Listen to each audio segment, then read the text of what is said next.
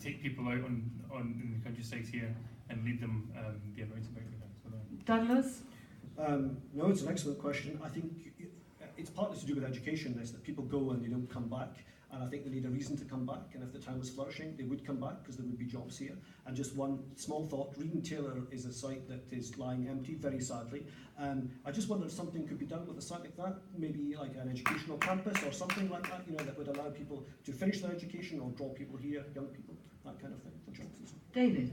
I think certainly the big idea, which is set out in the Conservative Manifesto, is the Borderlands growth deal.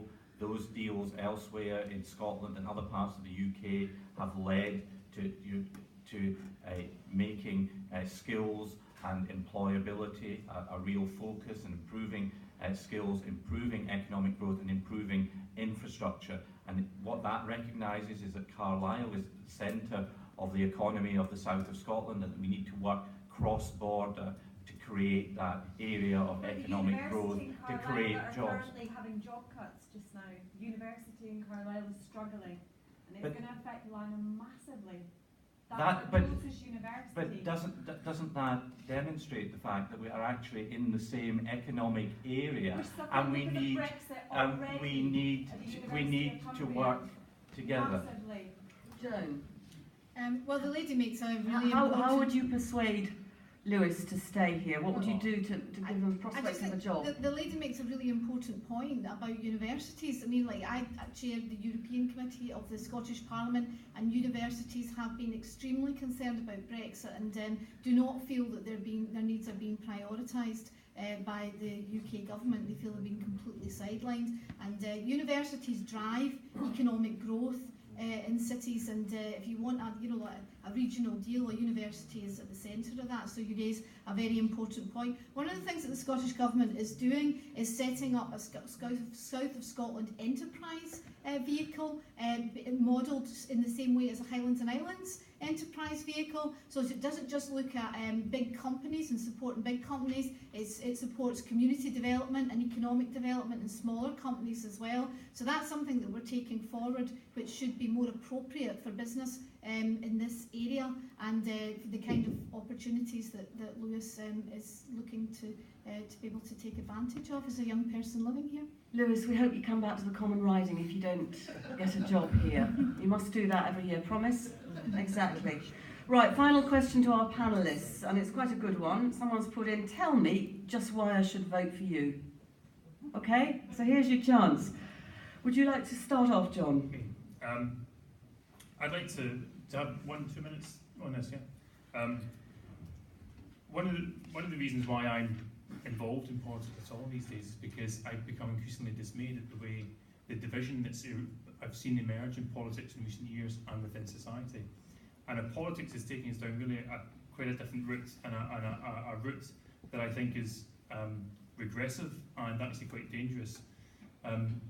The way politics is tending to work these days is a politician comes along, puts himself on a platform and says, look, listen people, I know that you're hurting, I know that things aren't great, your wages are going down, there's no jobs in the town, it feels like you're going backwards, your living standards are regressing, but I've got the answer, and it's really simple.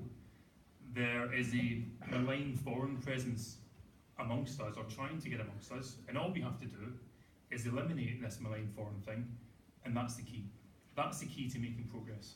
But here's the thing, whether that malign foreign presence is framed as being the European Union, or migrants, or Tories, or Westminster, or Mexicans, or Muslims, whatever it is, politicians making those arguments are always preying on the worst aspects of human nature, and they're being a liberal.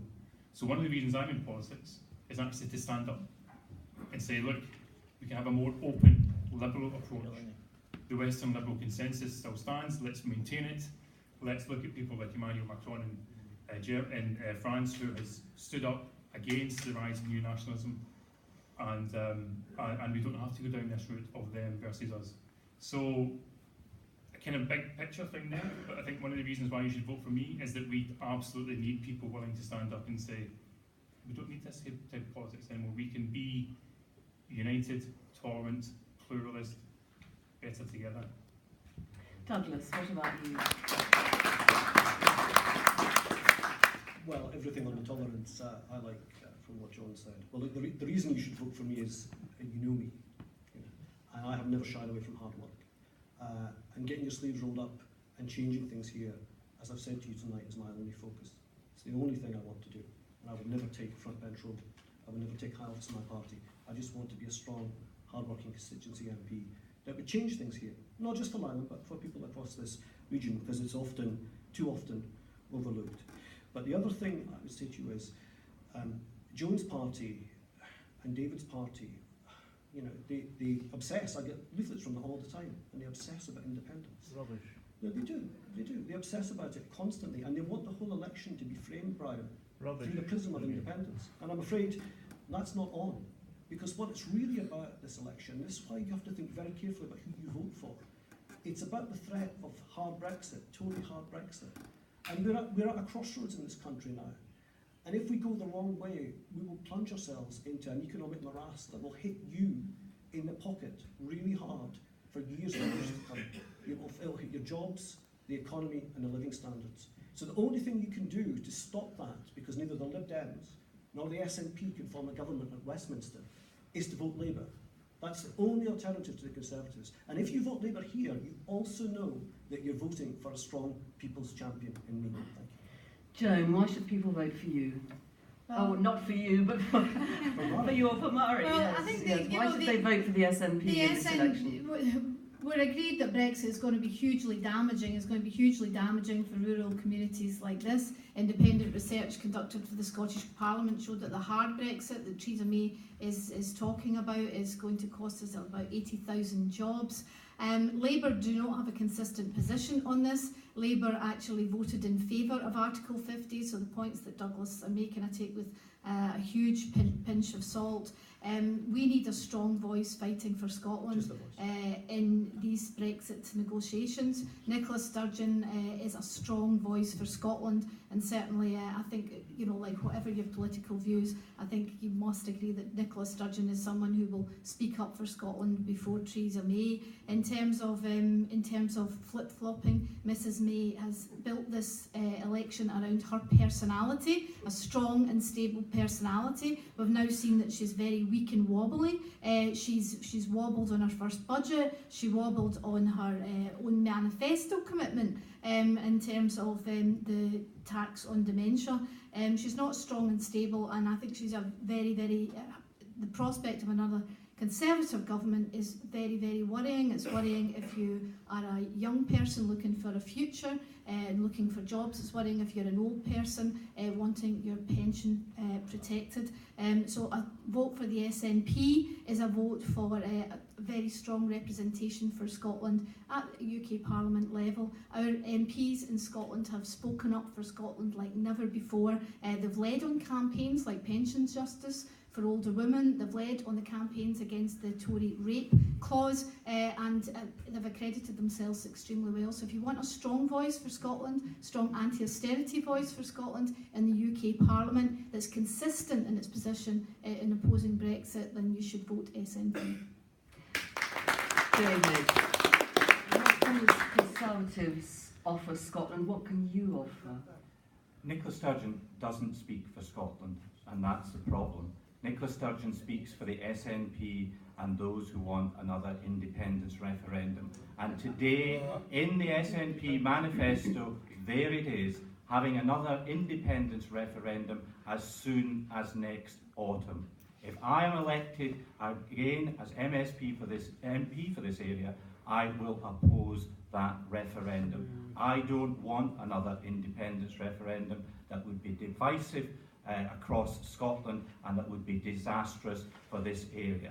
So as well as standing on my record of 12 years as MP for this area, I'm standing on the basis that by voting for me, you're sending a clear message to Nicola Sturgeon that in 2014 we said no to independence, we meant it, and we don't want another independence referendum. Well, thank you very much indeed. You've been a great audience and quite a lively audience here at the front. Mairi isn't here, Mairi McAllan. She's the SNP candidate, ably and very well represented here by Joan McAlpine, who's welcome face in this area. She'll be in Langholm on Saturday morning. She'll be in Langholm on Saturday morning, should you wish to meet her. Good. It was the SNPs, they put out the big thing today. Yes, I know. I know she's not here deliberately. I know that. How could she be here? No. Well, I know she's Well, not that here you make deliberately. ridiculous, David. Well, Excuse I me. don't think Perth is in another planet. I think it is. Well, And I understand that the Right. manifesto launch was this So morning. why didn't you attend the WASPy meeting? Exactly. Why didn't you come to the other meeting? Because I've set out exactly why I was at the Where were meeting. you? I was at the WASPy meeting. I went to the WASPy meeting. Where was the councillor? David Mundell, thank you very much indeed. Thank you for being here. John Ferry, thank you very much.